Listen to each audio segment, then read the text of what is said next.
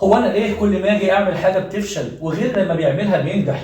وليه ما بقتش عارف افكر واركز في حياتي ومستقبلي، وغيري مركز وشغال وماشيه معاه زي الفل، والفلوس نازله عليه زي المطر والرز من كل مكان؟ اولا ده اسمه حسد، والحسد هنا نوعين: حسد مذموم وحسد محمود. والحسد المذموم هو انك تحسد اخوك على النعمه اللي ربنا اداها له وانت بتتمنى زوالها من عنده وبتفرح فيه.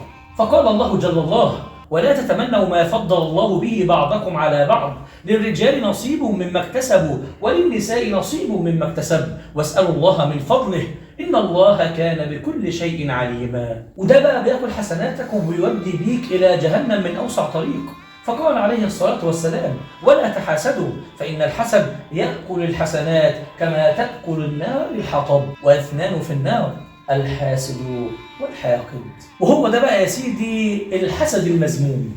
أما بقى الحسد المحمود وهو إنك تحسده وعاوز تبقى زيه وأحسن منه كمان، بس من غير ما يحصل له أي شر أو أي أذى، ويفضل بالنعم اللي هو فيها واللي ربنا من عليه بيها. وأنا بقى هحسن فيك الظن وهقول إنك عاوز تبقى زيه لكن من غير ما يحصل له أي شر أو أذى، أو إن النعمة تزول من عنده. لكن أولا لازم تعلم إن كل شيء بقدر الله، وأن هذا رزق مقسوم قسمه الله وقدره على جميع مخلوقاته. يعني محدش هياخد رزق حد ولا مكان حد، لكن كل ما في الأمر إنك لازم تاخد بالأسباب وتسعى وما تبصش لرزق حد ولا لشغل حد.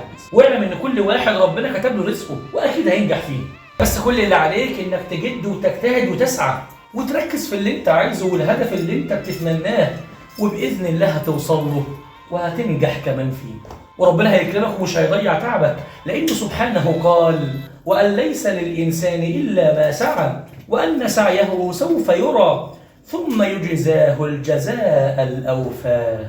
سلام.